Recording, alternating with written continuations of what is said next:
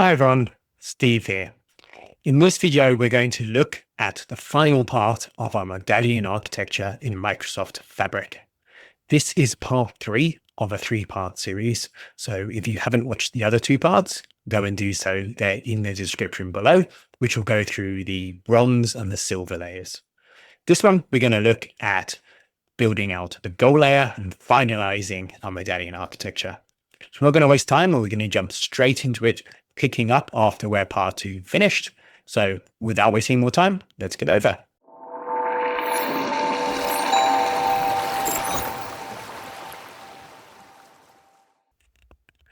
Now, the final thing I want to do is, if I go back, I now want to process my data into my process data lakehouse. So in order to do this, I'm going to make a notebook that copies data from tables in my my bronze and silver lakehouse, and save it into the processed one, which is my gold essentially.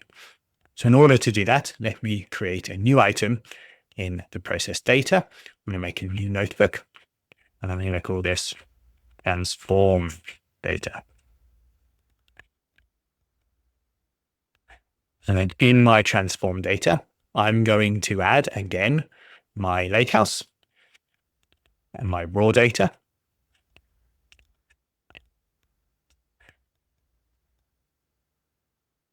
And then what I want to do is I'm going to add another one.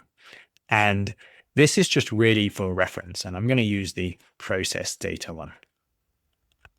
You'll see here that the raw data has a pin icon, and that means that's the default. So whenever I read and write, I can use the default and not have to specify it thinks it's going to do with raw data. I also have process data as a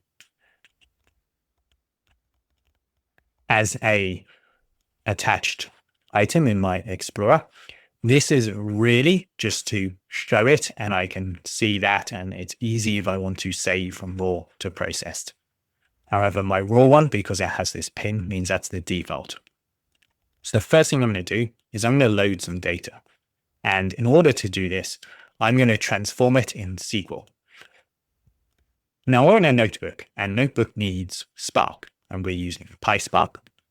However, PySpark has a nice function called Spark SQL. So I'm just going to write this code I had earlier. So I'm going to create 3 data frames. I want my product data frame, and this is just select star from my raw data product.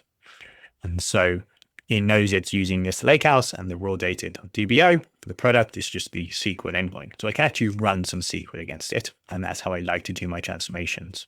You could do this in PySpark if you wanted as well. My sales data frame, you'll see I'm putting in the unit cost and doing a join. And then my customer data frame, I'm actually kind of merging the state and the customer because I want a pure star schema. I don't want a snowflake. So I'm kind of merging these two tables into one. And this is my transform data. So if I run this now,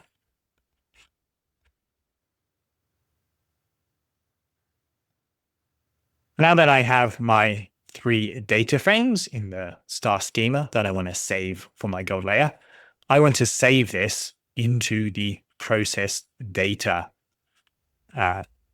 lakehouse. Now, if you have schema enabled, it makes this a little harder and the code's different. I would recommend the schema enabled because it's the default. So I'm going to add a new code cell, and I'm just going to paste in some code here. And so this is taking this product data frame, the first one. And again, it's very similar, but instead of using the save as table, we're just going to use save. And I'm going to right click on the process data. Let me close raw data just to make it obvious. So in process data, we can't just say tables / the schema, because this is going to save to the raw data as that's our default.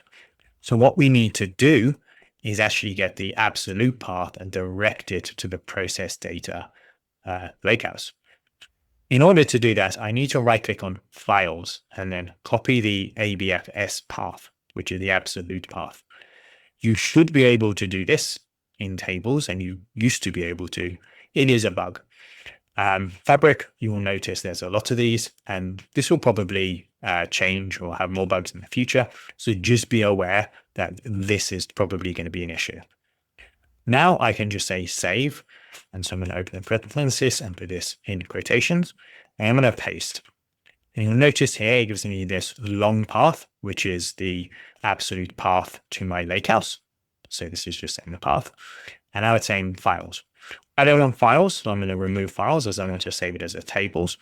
So I'm going to write tables/dbo, which is the schema, dot product. And that's going to save it as the product into the product table. So now let me do this with the other two and save them all.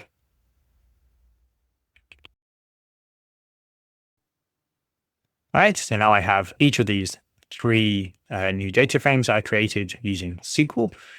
I'm now saying, let me save, just using the save function, giving the absolute path to the lakehouse because it's not the default lakehouse, saving it as a table, and then giving the schema and the table name, which customer. And I can run this, and it's going to save these three data frames. I can now go over to I'm just going to go to my workspace and let me look into my processed data lakehouse, which is the new one where I've processed it and transformed it. In their DBO, in their tables, I'm going to refresh this. Now, just be aware that this SQL Analytics endpoint does have a delay. So I refreshed and I saw them. If you're overwriting or making changes, it can be several minutes before you see the changes show up. That said, I'm going to look at my customer one. Let's just do a query against it. I'm going to look at my sales one. Let's just do a query against it. And you'll see here is my data. This has got the unit cost from the product table as well. So this is that transformed data. Now that I have my tables in here, and this is my very simple star schema, I'm going to create a semantic model in Direct Lake. Very easy to do that. As I'm already in the lakehouse, I can simply click New Semantic Model. And it says, do you want Direct Lake on SQL, Direct Lake on OneLake? I'm going to use Direct Lake on OneLake because this is going to just read the files directly. Doesn't really matter too much at this point, and you can look into the details of both and pick which is the most suitable for you. But I'm using the DBO. Obviously, you may have probably a better schema name for this and have different schemas. And let me just call this my sales model. I'm going to confirm. And that actually has created this. So if I go back now to my my workspace, let me click anything I have. So I'm undoing this and I can see all the items because it hasn't actually added it. It's just added it without one of these tasks because you didn't know which task. So I want to see the sales model. I want to put it in my visualize task that I've already created. So instead of clicking new item, I'm just going to attach it here and I'm going to click sales model. I'm going to select it and now I'm assigning it to this visualize task. See here, it's in the visualize task and we can just click visualize and it shows just this one. So if I open the sales model, I can actually open this as well. And I will be able to go from viewing to editing mode. Get rid of this. And now it's just converting this so I can edit. And I can actually start doing my keys. And this is where I will go start making, all of the model and create a semantic model. And that is a wrap on our Medallion architecture. Thanks so much for sticking through all three parts. Hopefully this has given you some ideas on how to build out that bronze, that silver, and that gold layer using the tool of Microsoft Fabric. Please stick around and subscribe to the channel to see more of these three-part series and more building cool stuff using tools like Fabric and Databricks. Thanks a lot and see you at the next one.